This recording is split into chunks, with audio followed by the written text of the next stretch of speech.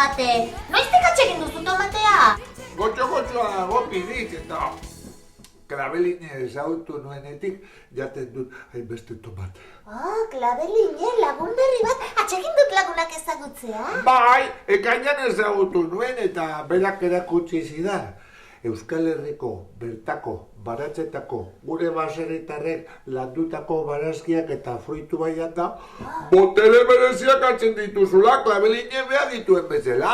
Oh, piperrak eta tomatea. Bai, Klabeline ekainako irrialdizkarian agertu zitzaigun.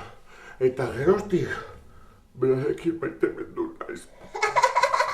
Aizuta, gure lagunek noiz izango dute bertatik bertara ezagutzeko aukera?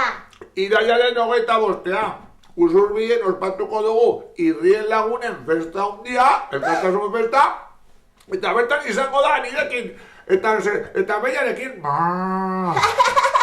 Aizue, hainbeste barazki eta hainbeste bertako produktu, gozetu naiz?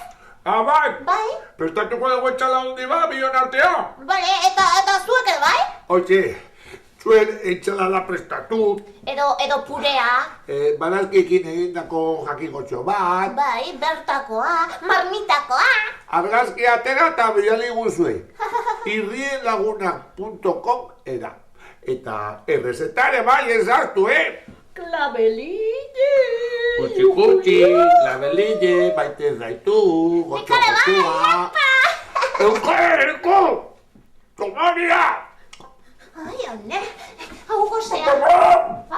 Ai, Bertako elizagaia gotxo-gotxoa! Aio!